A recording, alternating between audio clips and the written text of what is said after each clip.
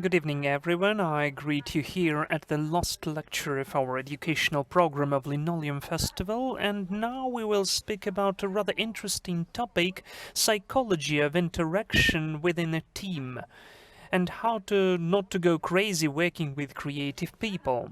So this will be told by Serhiy Yegorov, the project lead of Room Aid. Sergey, I give the floor to you. Would you share your sacred experience with us? I will definitely do. For that, I've got even 60 minutes, even a bit more. So I will try to tell about the subtleties of the work with the guys and girls who want to create, to do, and we want something from them, some urgent deadline. That's what we'd like, and all of the issues. We'll raise the issues of our market, we'll discuss what we should do with the artists for them to want to work, and how not to go crazy personally for you. So what we need to know when you've got the whole team of people who want to draw, and you make them to draw something different. So, something like this.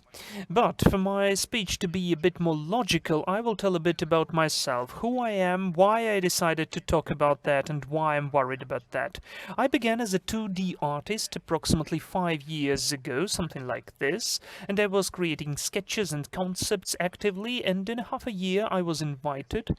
While I was sketching and concepting, I was invited to freelance with the Americans. Well, naturally, I just stuck to this chance. And in half a year, I was totally lured into the outsource. During the outsource, I was created the lead for the indie team, which consisted of 30 people, which were totally in different parts of the US continent and the UK. And sitting at the outsource on the sofa in Ukraine, I had to organize it in some way and to make something wholesome and understandable, comprehensible, for them not to burn out and not to go crazy, and for everyone to know where we are heading to and what will be in the end. It was much harder than I thought even then. Then, after that, unfortunately, the project cancelled, the producers, the scoundrels, didn't give them money, and after that, almost instantly, I went to Room 8. I went there as a concept artist. I invited the environment, I invented the worlds, concepted sci-fi, mostly sci-fi and spaceships, but even then I was actively interested in the 3D graphics, and in fact I was actively digging out this topic. So while I was doing 3D graphics, I was promoted more than once, and then they noticed that I'm a kind of an extrovert blabber, and then they decided that I should become a team lead. I did not understand that, what they meant for me, and what were the perspectives for me from that. But what happened? I'm not a team lead. I'm not the team of the whole, a lead of the whole team. Our team deals with creating videos, advertisements, and not only ads, but post-production for more serious projects, which naturally we cannot list here because it's rather serious. But there are interesting, delicious, bigger projects we took part in, both in the gaming industry and world animation and cinema and post-production and other interesting special effects which you like to look through on YouTube. I had the position of project lead. What was that? We've got several projects we're working at, always on a permanent basis, as a flow. Part of those projects are from certain commissioners, and some commissions are on ads, and they have post-production commissions as well, the same people. And as I'm acquainted with them for a long time, I am now stuck to them. I'm the person who's responsible for the team of the people who's working with this very customer to do something in a timely manner, cool and perfectly, and with a great fun. What was the most important, it turned out to be. So those are the peculiarities of my work. The team, which is totally now working, is 15 people, and we also hiring the necessary stuff from other departments, mostly some animators who deal with facial animation, or the guys who do a cool series, complicated animation for the animals, as this is the very narrow specifics and not everyone is working on that. So we're going to the neighboring room. Well, we used to before the lockdown, but now we go to the separate room, which is the kitchen. All of our guys are the cool and angry specialists who are 3D specialists and experts. We have the whole rush and race of the technologies technologies and innovations and also the ways and approaches, but they are united by the visual content, and this or that way we together create some end result, and all of them, mostly in spite of rather complicated analytical processes, they are creative people in this or that way.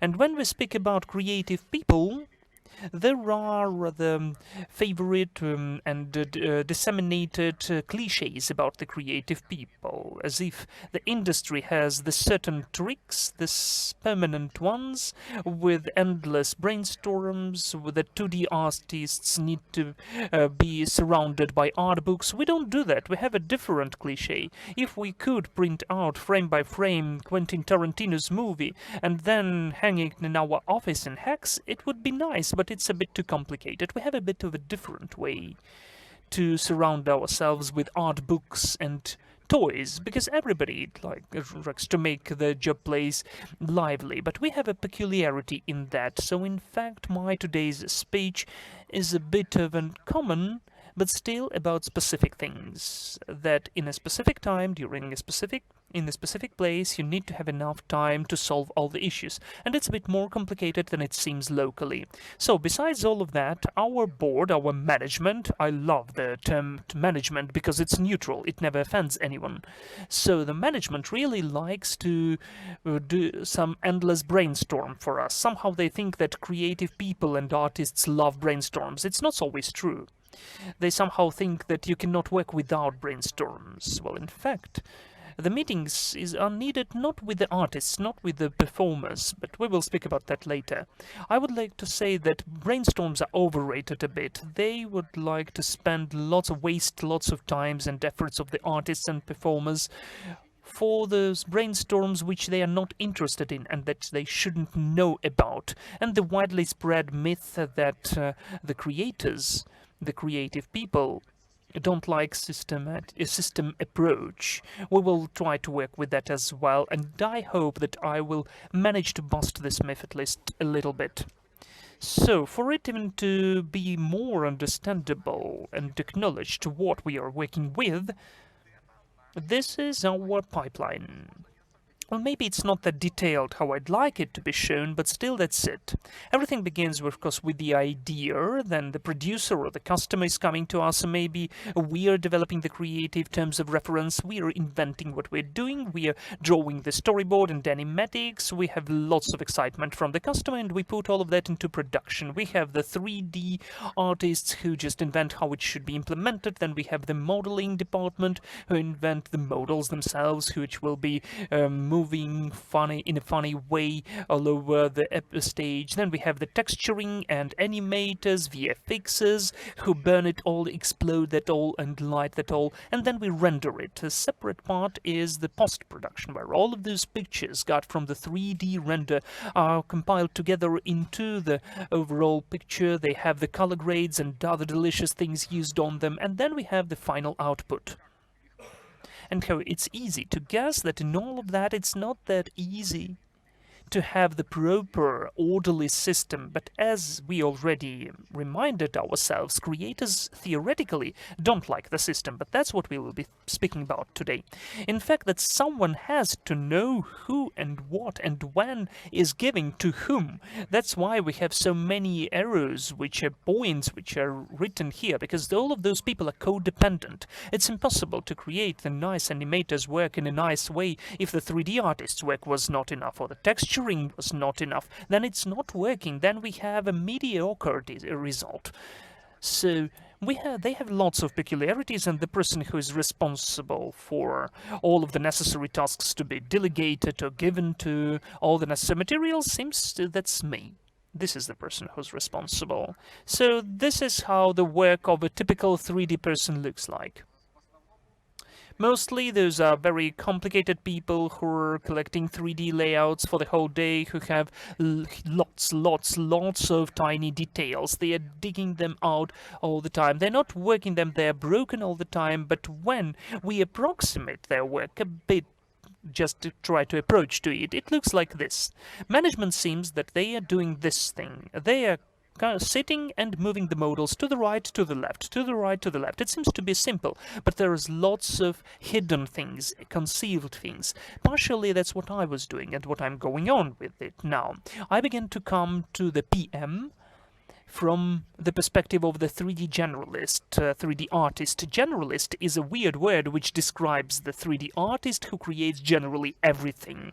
There are 3D character artist who deals with the characters. There is the environment artist who puts out the stones around the location. And there is me, who is used to do everything. Now, not that much. Now, there are some composers, wonderful people who try to make the picture more beautiful. And they think that the real life looks like this, but it's not true, because on a regular basis we need to slow them down. They compose the picture from different plates and they try to make the image similar to some recent Avengers through Instagram filters, and they are in conflict with 3D people because someone rendered something in the wrong way and something is not working finally. So they create the puzzle out of different pictures into the one wholesome in the final. All of that is complicated. And of course the animators who are fighting constantly how the character should move on the screen and how it really moves. They also have a very complicated specific work, which I don't delve upon that much, but I claim all the previous departments to work properly how we need it. So mostly we have this Schrodinger's rig, which is working until the animator touches it. As soon as the animator touches it, something is broken. That's a standard situation, and the secret is partially because we need to know everything about that and we need to be ready for that. So the project lead, that's me. Whatever I listed above are not all the positions we are facing all the time, though the main guys with whom I'm constantly interacting, and among all of that, I'm the lead of the whole team. I'm responsible for the taken decisions at the level of management, and my own decisions would work and work timely, for the artists not to get in the fight in the process, and for everybody to get what they need during the time they need. And if it doesn't happen, I'm the one who is coming and trying to reconcile everybody with each other, so I'm the project lead. I'm trying to find the compromise. What's the difference of the project lead and the team lead from the director? At the post-CIS space and at the CIS space, we've got certain issues with the perception of the word director, as in all of the Western industry, the word director is interpreted more literal or more properly, because this is the person who directs, who manages, who shows the way. And we mostly have the director. This is a man who is sitting in a bigger armchair and pays money. Sometimes he's taking some decisions, but mostly he's telling what he doesn't like. So in fact, how it should be, and what I got to know working with the Western industry, that lead at theirs is the most important motivator, is the main extrovert, and the most encouraging person in the team. His task is the understanding of the overall picture, what the team is doing, and the vision, what's the most important, the formation of the end result through other people. So in fact, I'm going along the office and giving everyone the pink spectacles for everybody to like what they're doing. And believe me, it's not that fun as it sometimes seems. So here is a little interesting detail. It's not that easy to hire a lead. We'll mention about that later, but I'd like to emphasize that the work of the lead is not on the material relationship with the studio. It's always about the personal. It's not about the compassion for the country. It's for the living and for the animation, for the movie, for a little bit of this movie, which those guys are doing who sit with him in the same office, or maybe in separate offices. The lead, who is a distant lead, is even more complicated than the one who sits in the same office. Maybe if we have enough time for that, we'll mention about that later as well. It should be a totally separate presentation. The most disseminated type of leads are these guys. I am the lead, so I need to be at the front line, and for my own team, I try to solve the issues and the questions with the board, with the management, well, and without crying who is that bad guy, Mostly, I'm coming with a ready solution, and this is what I meant when I said that the lead has to push and to direct the company. He can lead the company above or down or to the sides, but to move them, not just to tell about the decisions taken. It's always a psychological factor of interaction with each separate person and part of your team, but simultaneously with the group of the people as a whole. As, whatever we say, it's easy to unite the people into groups and then to manage them all together. Это The most typical it is like a Michelin chef with cooks. He has been on this project for a long time, aware of everything, knows the client really well. It doesn't necessarily need to be a client. It can be a customer or a producer or director, or maybe even some outsourced project. But this person, this Michelin chef, is the one who has to work with a group of juniors who are not as well, and he's teaching them how to make pictures as good as the one that he creates. This is the first type. The second one that is very popular is a trainer who also plays. He always is at the field, and he is the person on whom the team can rely. He can always substitute almost any player on the team. And the most important is that a trainer has a strategy and certain tactics that they follow. Having talked to other colleagues and on the basis on some of the gossips, we came to a conclusion that in the territory of CIS countries, sorry, my camera fell down. Is it better now? Sorry about that. Having analyzed others, I realized that in CIS country there is a very urgent problem of understanding who is the lead. When we have to do that, we don't quite understand what do we do. So what now? Are we the main picture maker, or are we probably simply a manager now, or are we a creative director who is making decisions? And this is very complex because nobody teaches us how to do that. Nobody tells us what needs to be done, in fact. Or maybe we're called senior artists or part of the management team, but we're something in between. We're something that is between artists and management.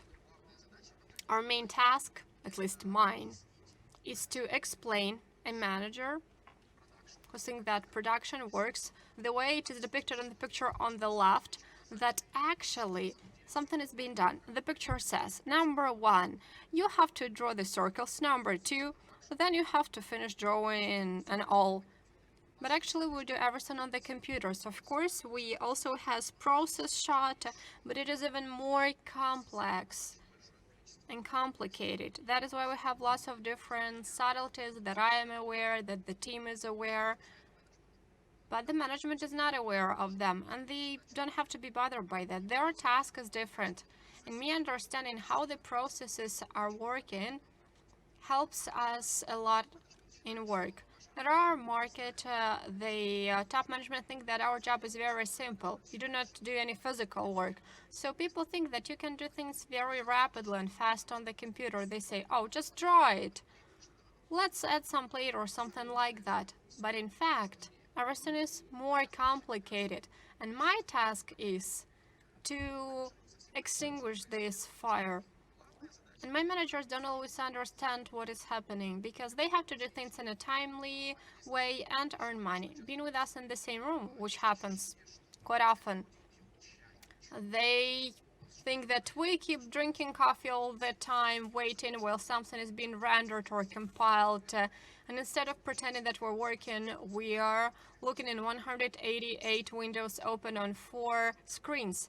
And to them, it seems as if we're not working, but actually there are lots of different things that I have to keep in mind that my artists can inform me about. Lots of different technical issues when something doesn't work, when you have to re-render things and other problems. Or some challenges when the whole team cannot fix simulation of water and then suddenly it magically starts working and nobody up to this day can understand and explain why. And these are the problems that I have to deal with. This is what team lead deals with. He is between the artist and top management, and also we can easily explain the management what is happening at our level and why it should happen this way. Because in the end, management can very easily make mistaken planning, risk some money, and it can lead to huge problems in the team, which will lead to crunches and deadlines. Nobody needs that, because artists are like children. They enjoy creating their own New York in a sandbox because they love it. Well, the client wanted a totally different thing, and lead has to explain how much time we need to do something, why it is done in a certain way, and help management to better plan certain things. Art lead conveys to HRs why sometimes adding more people to the team will not help you solve the problem. And in the end, again, we are the one who is interpreting everything from the client's language to the language that is comprehensible. The thing is that the majority of creators that you're working with are introverts. Well, that's the majority that I've come across. They like to be on their computer, they like to get a clear-cut task, they like to work on their own without anybody interfering them. And these people are not that introverted as it may seem, just that the majority of time they are very focused. They are extremely focused 80% of time. They hate when somebody interferes with them. This is a very stressful thing for them, and you have to understand that. You should be aware of them being like that. This is how they perceive things. They cannot do it otherwise. Such people who focus very well, they're very efficient, but they are really anxious when you come and suddenly change the task. For them, this is a problem. You distract them for some meeting, brainstorm, and the majority of artists don't understand why do you even need having all these meetings all the time. Especially when in the meetings they are being told that they have to do something and nobody asks them for their advice, and this normally is the case. For them, this causes anxiety, not because they don't like talking with others. This is because they are not working the way they're used to. And I've met lots of people like that. Moreover, these guys also feel guilty if they are not doing the usual job. If you have recognized yourself in this description, you gotta go see psychotherapists and talk about it. This thing is actually good. There's nothing bad about it. And when management says somebody sitting in a corner, some creator, who with a really sad facial expression is staring at their coffee, doesn't mean that their girlfriend left them. Most likely something is not rendering and they're thinking how to solve that. Most likely they are focused and are thinking about some task that they care for. And we are also overcoming all of that, and we take it very close to heart. I'm the same, but when the task is solved, they come to you, their lead, to their management, to show how cool everything looks, and you have to praise them, pat them on the back, even if they did something that they were not supposed to do, even if they didn't do that within the deadlines, and even if the thing that they created cannot be applicable, you have to pat them on the back. You have to praise them and try to keep in mind the piece that they have created. If you cannot apply it right now, and apply it in the future, and then come back to that person and say, oh my god, it's so great that we have already created that in advance. It is great that you have dedicated your time to that. Then it will work both for you and for that person, who will be happy, understanding that their work is valued. This will allow them to feel that their work is important. They like being part of the team. They like working on something together. Aside from other things, creators also have a common problem with their expectations. It has to do with juniors, mids, and seniors. Everybody wants to work for DreamWorks, Pixar, and DreamWorks because their everything is different, the level is much higher, the graphics is great, nothing ever goes wrong, everything is oh and awesome. But in fact, it's just the same there. The stakes are higher. They also have lack of finance, they also have problems with planning, lack of human resources, and the scary thing is that stakes are very high. It is very scary to lose money there. And when you get to a studio like that, or any studio that works on serious AAA quality projects, sooner or later, you will have to realize that this is not simply trying to achieve your desires and goals. This is a competition between you and your nervous system and a deadline. And of course, when artists are faced with this harsh reality that they do not like, that they don't want to accept, are very much demotivated. But we come to this industry because we love what we are doing, and in addition we can make money for that. So wow, I can do things that I love, and in addition I'm gonna get paid, and probably I can come show to my mom, and my mom's gonna say, wow, well done. But everything suddenly can become not as beautiful as it seemed. And always we're trying to optimize everything. So the newcomers, they come to work, they get new tasks, and they're like, wow, what is that? And they get to work because this is something new, something that they have not seen before. And for first 1 or 1.5 years, the people who come, they are very active. They like everything. They will suggest new, unexpected, unconventional solutions. They keep improving processes because they can look at this situation from a new perspective. The work has not yet become a routine for them. They're still interested, and they are ready to dig deeper, come up with new solutions. At the same time, managers and project managers are training people to do certain things in a certain way, within a certain time frame. And if you are not doing that, it can be punished by the management. And artists who know how to follow these rules are called experienced ones.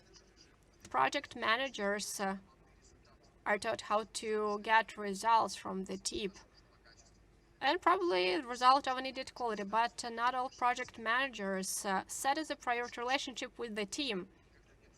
Nobody ever discusses it. And if PM is friends with the guys, it is considered, wow, this is a cool thing, this is a cool guy, let's keep him, let's pay him more money.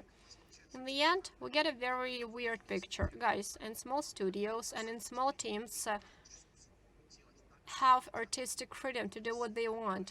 But they look at large studios that are incredibly ambitious, are working on AAA projects, that have people working at very risky projects that are being managed in a very careful way. And look at these large studios, they are trying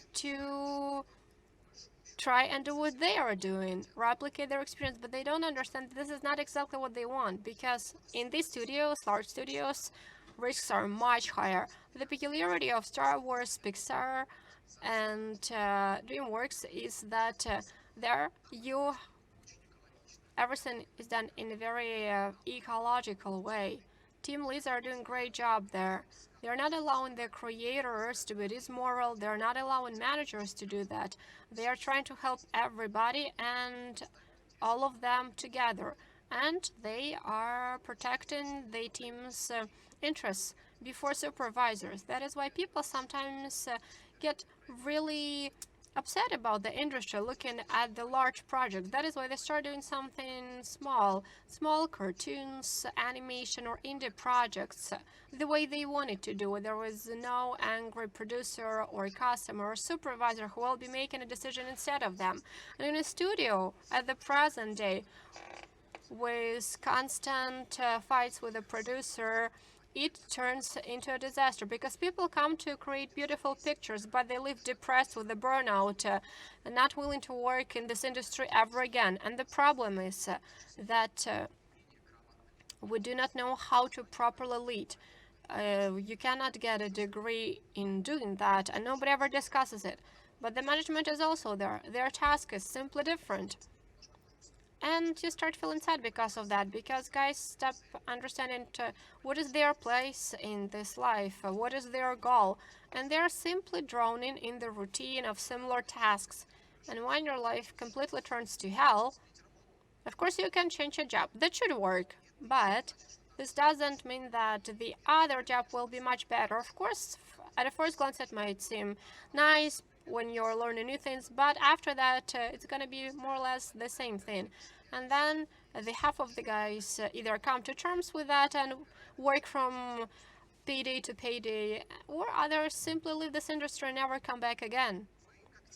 So you as a team lead have to look back at all of that. Everything that I have listed above are the problems that the artists have to deal with, the artists who work with us all the time. And next, I'm gonna talk about several things that can be done with that.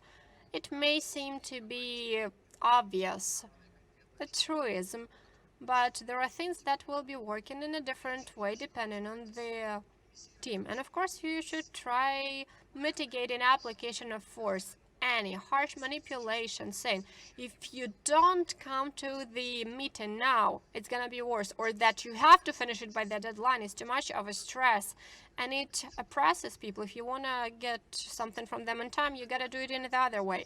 These people already are leading a stressful life, and you shouldn't emphasize that it can get even worse.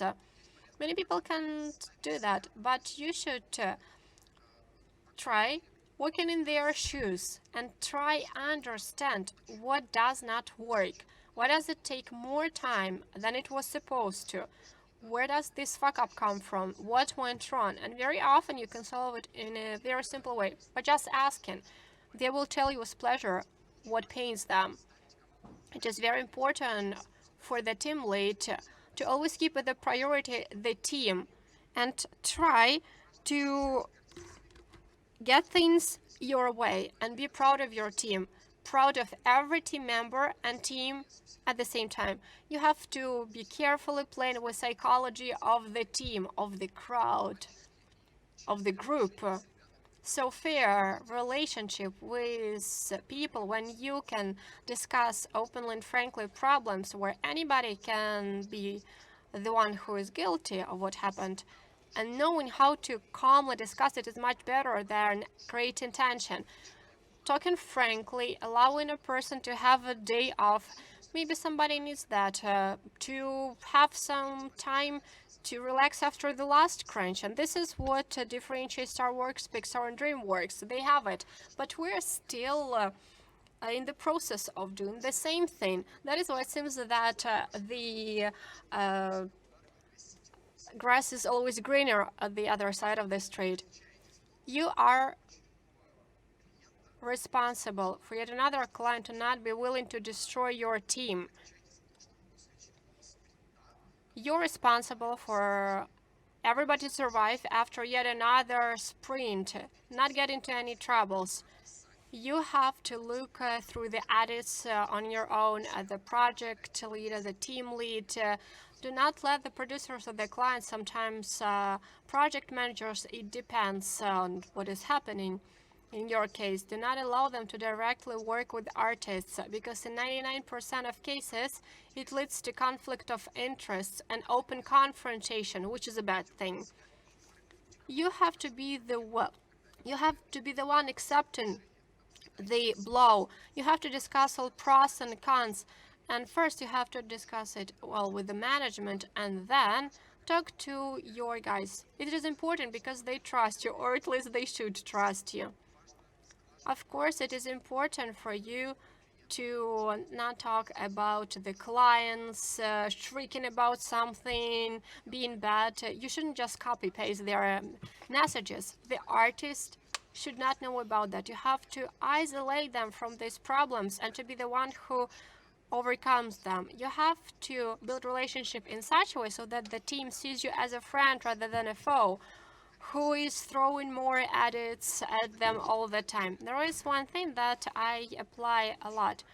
It is when you have a common enemy. As we're working as outsourcers, of course, the desire of a client is the most important thing. And very often when we have problems with the project, I'm thinking, gosh, I also don't like these edits. I think that this is a bad decision, but the client approved that, so we have to do that in the quality mentioned within the time frame mentioned. So how can we do so that a producer or a client approves it and we don't do a thing?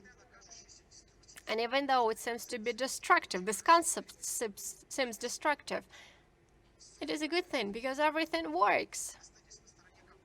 you are with your team on their side, the most important is to not spill too much dirt on your clients, because you risk to get into a situation where nobody likes the client, when everybody thinks that the client is an idiot and nobody wants to work at that project because client is a bad guy. You shouldn't do that. You shouldn't cross these boundaries. So as I've told you, you have to be the one to accept the punch, and you have to be the one talking with people about the edits. If the client is demanding something they have paid for, then okay, it means that we're going to our team and saying, well, these guys are very persistent, so we're gonna do something with them. Let us come up with how we don't do anything and approve this thing. Something like that. In the end, it is much better when you deal with all that, because you are the ones who know how busy your team is, who's stressed out, who's not, who's ready to listen about the edits, who's not ready, who finished what part of the job when, who's tired, who's not. And it is better for you to know all that. You shouldn't let the unhappy client talk to the ones who are working on it. And after this kind of crunch, you better buy some pizza and beer for us and say, guys, we did a great job. We are so exhausted. And the feeling of team responsibility does a good thing, because if you're doing your job in a proper way and everyone knows what they are responsible for, they know that the work of other person depends on you, and the good quality result will depends on everybody. And as a result, the whole team does good thing and it works well. If artists as a team or each of them separately haven't managed to do something in time, in 60% of the cases, the one managing them is to blame for that, or set the unrealistic deadline for them. One more thing that I like is crunch team building. The situation that can happen when you have a very high level of trust and confidence in your team. This is how it can work.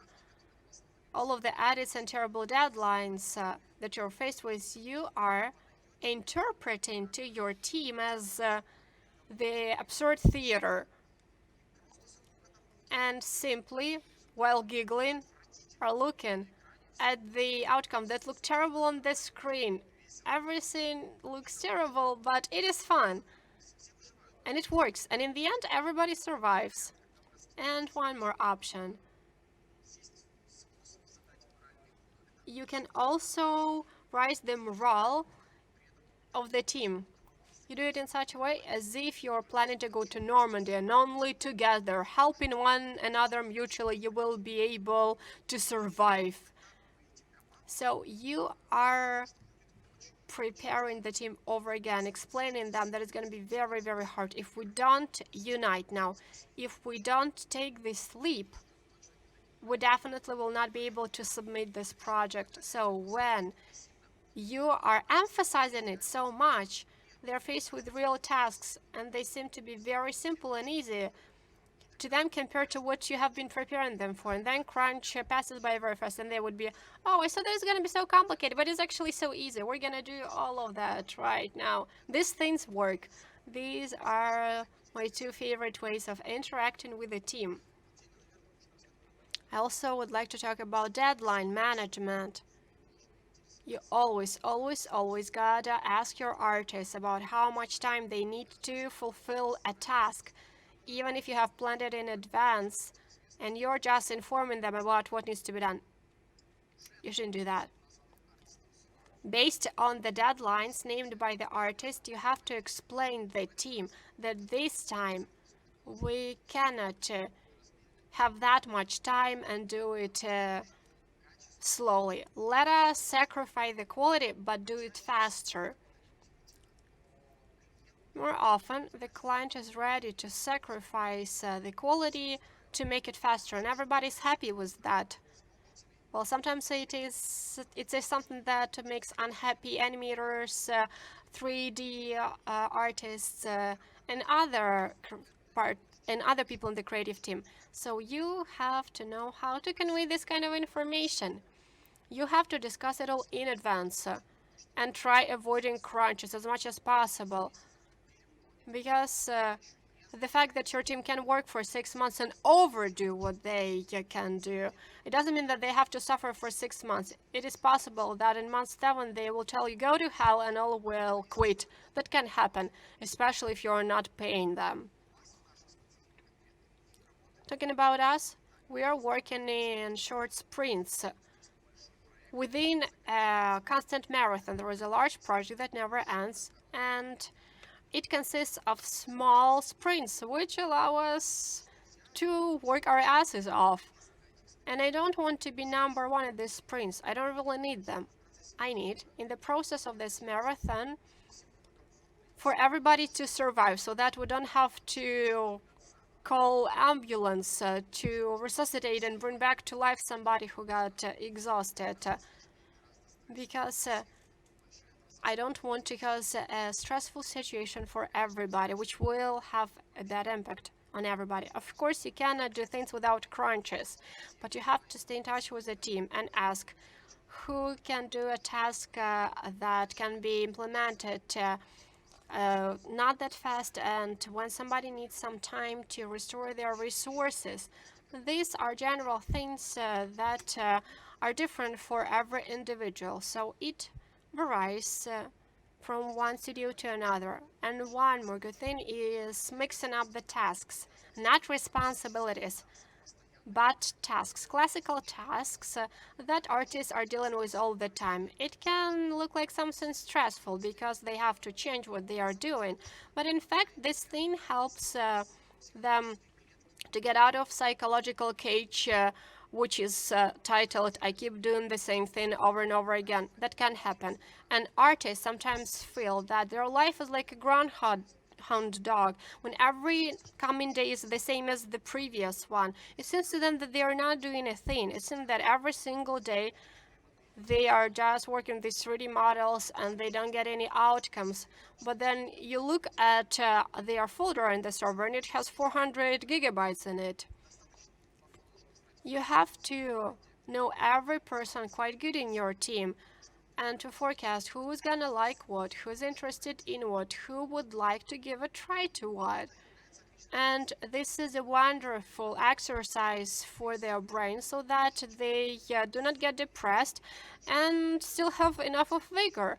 And mixing these tasks in a timely manner works really good. But don't do that randomly, because if you're doing that randomly, it is a bad idea.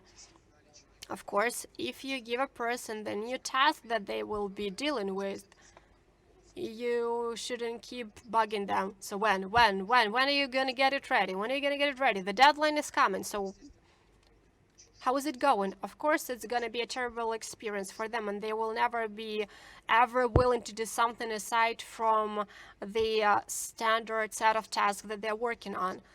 I'm trying to ask people about things like that, not more than once a day, and I'm trying to be very careful with doing that. Try not to impose it so that I'm not demanding somebody to speed up, because people are still thinking that no, the PM is gonna come and ask me to do things even faster.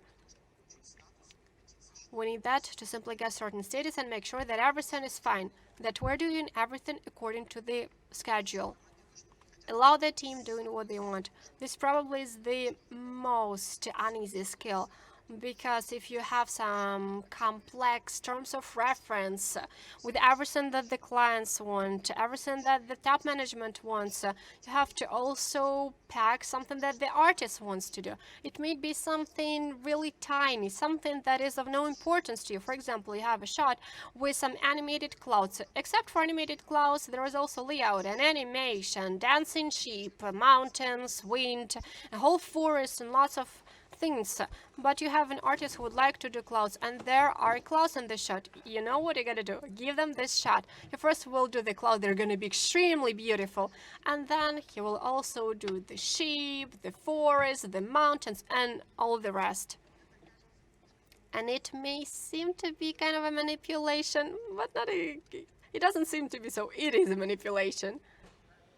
So this kind of tasks help us Because when we allow the artist to do something that they want to get a better quality result, and oftentimes we get it in a timely manner because the person is passionate about what they are doing. So the end result is much better than average. в команде. Естественно, There is such a practice, like tandems in the team, when there are the teams more than 5 and sometimes 20 and 30, and for the bigger teams, for team leads, this could be 100 of people, you will create tandems. There's a couple of pairs which are united in the interaction. The people who feel comfortable with each other, there can be 3 or 2 or trios or quartets where everybody is working orderly. So those guys and girls should be found out, and you should define which tasks should be appointed for this little sub-team within a big team. So you will have to play the role of the referee. If they've got any contradictions or arguments, undoubtedly you should solve them, but they will emerge anytime because everybody has his or her own opinion how this or that should be implemented. And as in any other relationship, overall you should be ready that you will need time to solve it and to understand it. But overall, those micro teams within your one big team are always for you on use for you, because the guys feel the right to plan themselves, and they feel that they are trusted, that you give them the task and you're not worried. For them, this is an honor and respect. And of course the sketch and draft versions. Well, of course we cannot deal without them, as there is this certain rule. It is considered that you shouldn't show the unfinished work to the client, to the customer, but it's not always true, because though the client does not understand how the finished product looks like, you as a lead, as a one who performs, should use the interim options to understand what is expected by the customer at all of the stages. Not all of the clients don't know how to utter the task with their mouth, because people don't know how to speak totally. So you need to decipher that for yourselves, and then to understand that what you deciphered will be understood by your team properly. So in little stages with bigger forms. What do I mean? Let's assume we're coming back to the same field where we have the animated clouds and forest and dancing sheep, and instead of sending the draft version to the client with all of the animated sheep, all of the animated clouds, totally planted forest, you should send him the layout, a simple one, where there is the cube instead of the sheep, and the triangles instead of the clouds, and just a huge mass against instead of the forest. So this is what I mean when you need to clarify the bigger forms. This is how we avoid the problems like the sheep is not moving what we were expecting from it and all together. So this is how we can foresee the trajectory of the sheep, the amount of the forest, the height of the forest, how it is located in the frame, because not everybody is creating the visual references of what they would like to see in the end. So at the beginning stages it would be much easier to formulate and to understand what the customer wants from you and what you want from the team. Rather often the team doesn't like to show the raw result, but it's very useful to convince them, to persuade them that we will show those cubes, we will be told about the cubes, and then we will calmly and quietly replace the cubes with the sheep, and it will be working. It will be of use for us, because the team is not stressing too much. The day when we have all of the corrections that everything is wrong and everything should be redone, but still be waiting for the genius corrections, that this was just the black sky, not the blue one, which we were waiting for, but it was just the play blast. And about the precision of the precise terms of reference, there is a peculiarity about the human psychology. When we are inside the well-planned structure, which has the precise rules and roles which work for you, but still we afford ourselves to turn off our brains and to work along those rules. It's comfortable. This is how our perception is working. Still, we are going on to feel ourselves free, and we seem not to be oppressed by anything. This sort of things is really lovable by people, because you don't need to take overcomplicated personal decisions. But there is an important issue. This is a very subtle edge. This is not about what needs that you need to put the artist into the iron cage with a very precise and strict terms of reference. But when you are given a very dense forest with the interpretation of ununderstandable, incomprehensible tasks which are claimed by the producer or the director, it's so important to show the route of the people, how they can go out of this dense forest to the white and bright light. The art lead is not the ship captain. He is an operator who is trying to land the aircraft with the artists within the dense fog, and the captain is asleep because he had a crazy deadline and he wants to get home. But we need to land this aircraft.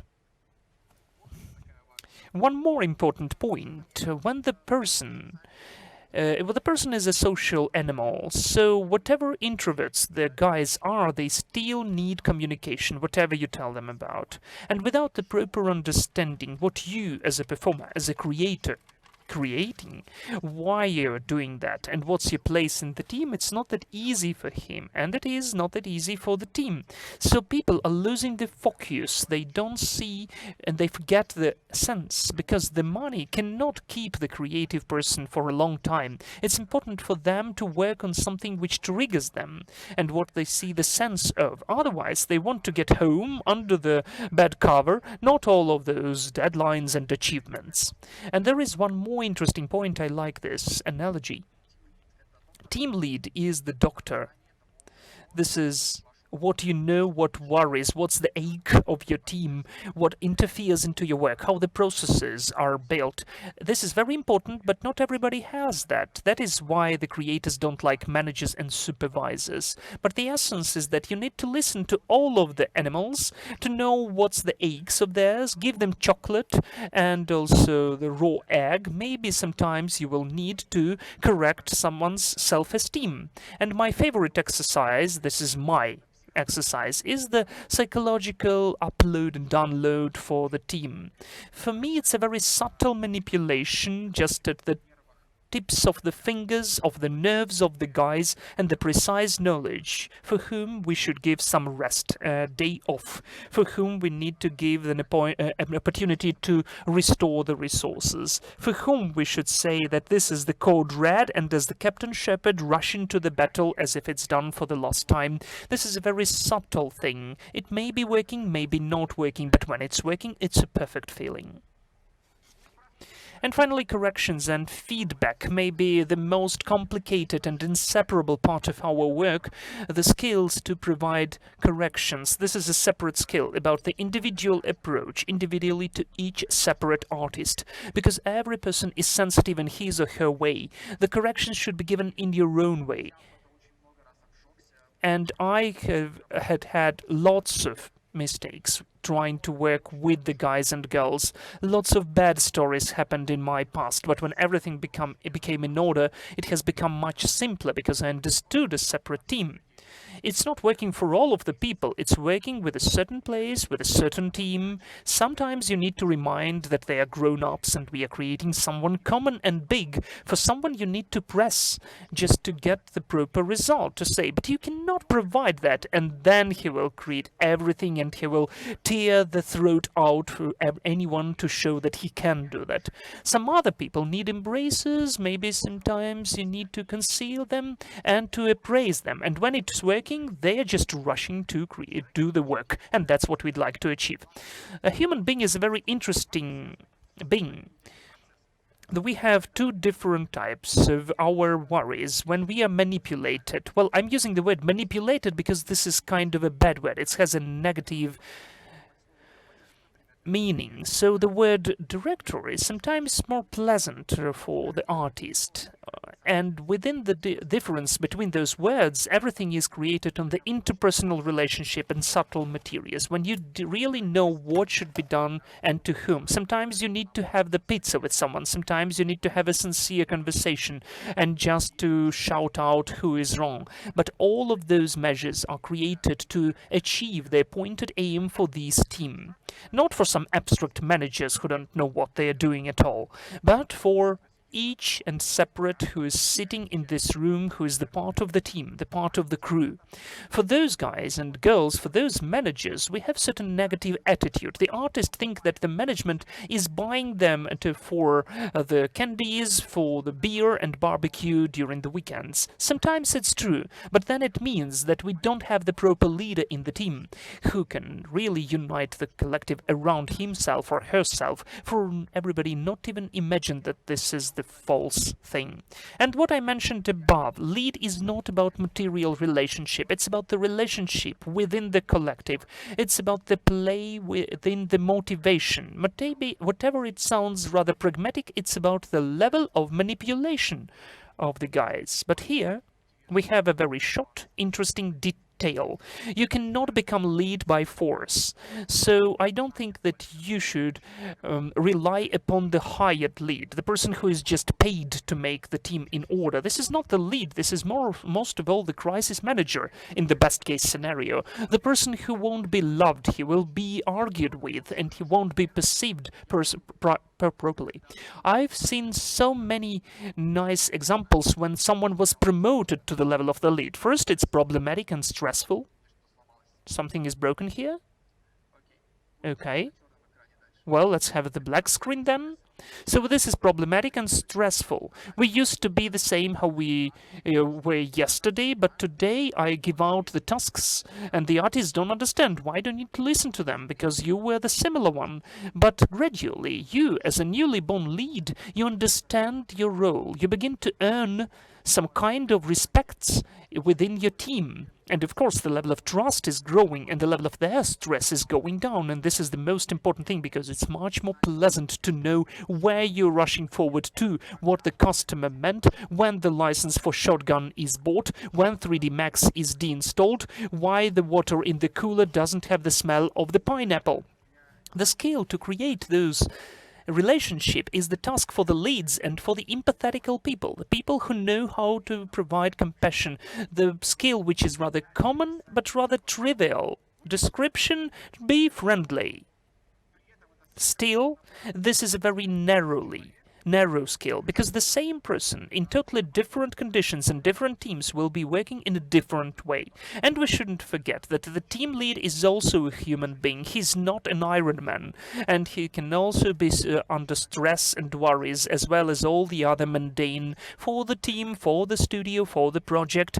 And you will definitely understand that you're doing everything correctly in the moment when you have some complicated period, and your team will support you, will protect you, whatever happens at yours. So this is like that. Serhiy, thank you so much. Well, you know, you put the whole bag of salt onto my wound, because in fact we have the similar professions about that. The only thing that I am as the project lead of the festival, and I wanted to speak to you about the victims. Because we are working as sacrifices. We are working not only for the sake of the team. We have the customers in your case. In my case, there is the audience.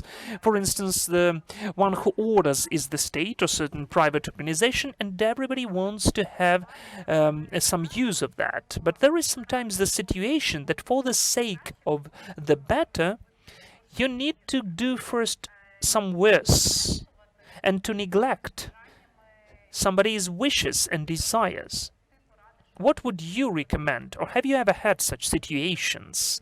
And what was in the result? Because I'm having those situations rather often, and mostly as the result, I'm the person who has to close all of those gaps for everybody to be happy and for it to be working properly, and God forbid anybody is hurt, especially the creative people from the team. This is what I'm trying to do.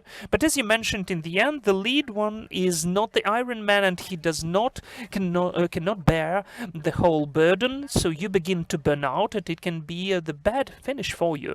In fact, yes. I know this situation really well. Very often we can see the situation when the ambitions of the creators do not coincide with the wishes of the audience, in your case. And in this case, I'm just coming and I'm trying to speak sincerely with them. Guys, this time Well, we're doing this way. We're doing it this way because. And I'm trying to be as frank as possible and open, even if I have to use certain not that soft techniques. In any case, I'm trying to come up to every single person and to say, but you do understand, we need it. We need it. Maybe it's a bit of vanity, but still, I am fed by the energy of those guys and girls. And when it's so sad, and I really have to do not what I'd like, but I need to find some compromises. I need to hurt myself and to find compromises with myself. It's also very hard. It's a separate provision.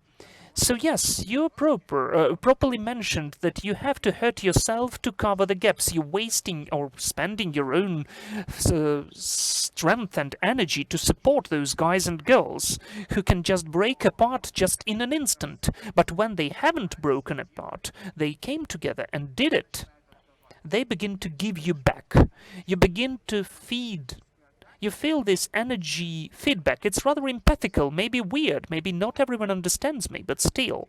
The energy which is born from the thankful people for the cool done result, even when a very hard and bad work is over, even when it's a huge several days festival with a huge number of people who are expecting some feedback, everybody's full of anxiety, everybody's feeling bad, but in the end of the day they turn off the cameras and tell you thank you. So I'm sure that something will be moving inside of you and you will understand that it was done for the sake of this. When the audience is coming to you and is telling that everything is cool, you understand that it was done properly, both from the team's side and everybody rushed up till the end of your marathon and you did everything right for the audience when everybody is happy with that. Well, of course, there will be some people, some maybe person who will tell, who was that in the cap and telling some incomprehensible things? Of course, there will be such people.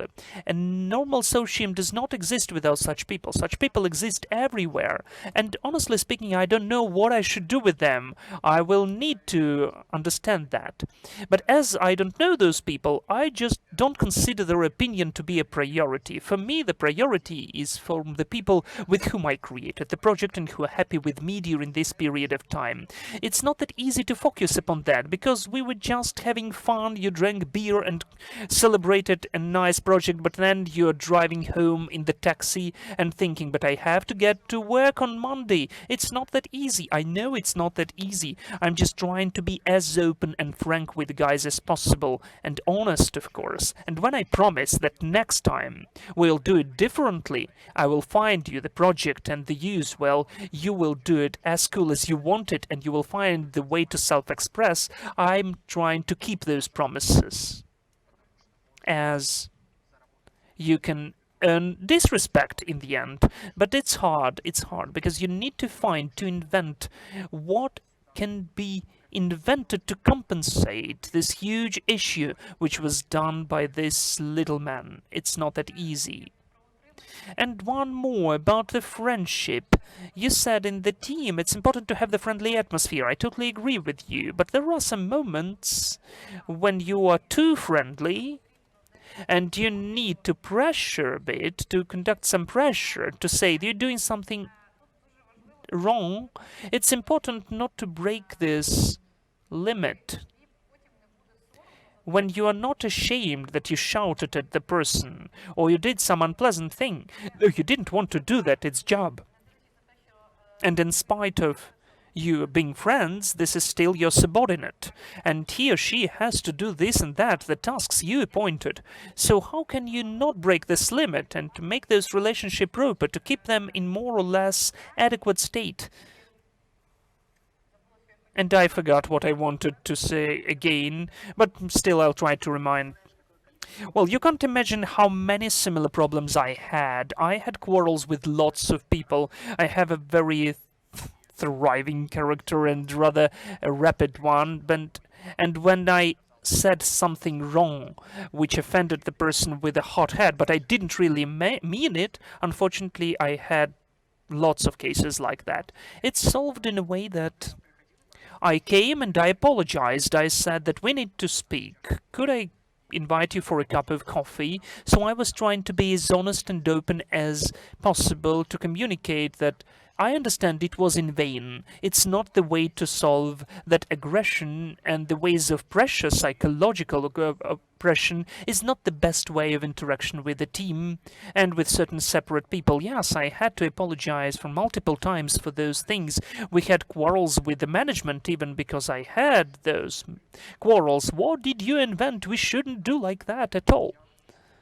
And I had lots of quarrels with them.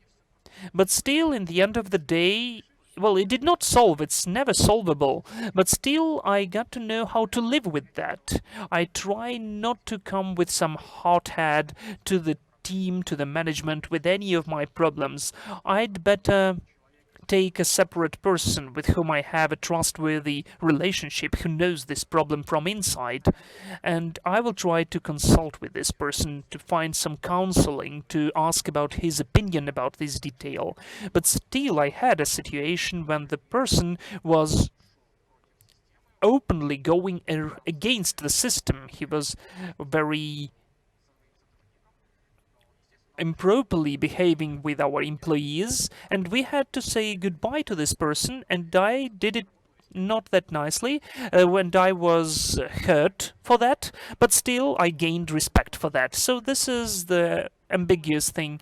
Half of my problems which I had are connected with the feedback, and I need to come, and the guy who just spent 60 hours for this task, to ask him to redo everything. How can I do that? I don't know. But he will be offended. He will say that we are to blame for that. And we are to blame for that, really, because we did something wrong. So I'm having a bit of a philosophical attitude to that. It's a bit of a lesson for me. And maybe I'm not that hot with my temperament now. I got used to that this is our common mistake, not my personal one. I stopped protecting myself only. The time, the cleverest time, the best, and all of you are misunderstanding me and doing everything wrong. This is a complicated exercise, and it's not that easy to accomplish it still, but the understanding that, first of all, they are waiting for some protection from you gave me a lot. I stopped putting my own ego, my ambitions in the first place. It's not that easy. I do agree with you. And the last question from me, do we need to keep the people if they want to leave? Oh, that's a big oh. Well, it's a complicated question, but if this person is so valuable, but he or she decided to leave, you don't have any conflicts. Everything is more or less okay if we speak about the relationship, but the person decided that he or she doesn't want to deal with this anymore. Yes, there is such an issue. This year I unfortunately lost two nice guys with whom it was rather comfortable and convenient. But there is an awful saying, if you love, you should let go. Maybe it's true. So if you love, you should let go. Just because if the person leaves and checks what's happening in other studios, he or she will understand that it's not that nice there, or maybe he will be nostalgic about ours. So it would be nice if he comes back without conflicts, that you, scoundrel, are leaving us. Frank, why do you do that? God damn. It's not working like that. I had to leave to let them go, because if I keep them and tell them you don't have the right to leave us, they will stay, but they will go on being unhappy. And this is just against my philosophy that you need to do what you like and what you want to do. All of my thesis, all of my speech was that this is a complicated task on the distribution of things of what you like. This is complicated, it's hard not to keep the person, because you do notice when the person is bored. You notice that the person had the CV update in LinkedIn, that he updated portfolio at the station, and I can suspect that someone is trying to leave. Of course, you begin to ask, and you hear some bad things bad things for you personally because it's your friend. But as I mentioned above, if you love, you should let go. If they want to come back and everything is still that nice and maybe even better, because one of the guys who left us and for whom it was rather complicated for me to leave him, we're working on freelance. He just was bored, so he came back as a freelance. He said, I'm so bored. Do you have any work? Of course we have. And on a permanent basis, we do meet. The whole team is meeting, even the guys who are not working with us. We are getting together because it was fun for us. And it's again about the interpersonal relations. Any meeting, according to its nature, according to its skills to create the hierarchy in the tribe, as we are the tribal animals, comes to the interpersonal relationship. And I'm trying to bring them up for those interpersonal relationships not to become a mess. Super, I do agree with you for 100%, and even if all the leads in all the different companies would be like you, everybody would be so happy. Oh, stop that. Thank you so much that you shared this lecture, this topic. I consider it to be so important for today, and not only when we speak about the work in the creative team, in any team in fact. So thank you again so much that you shared it with us, and thank you as well that you invited me.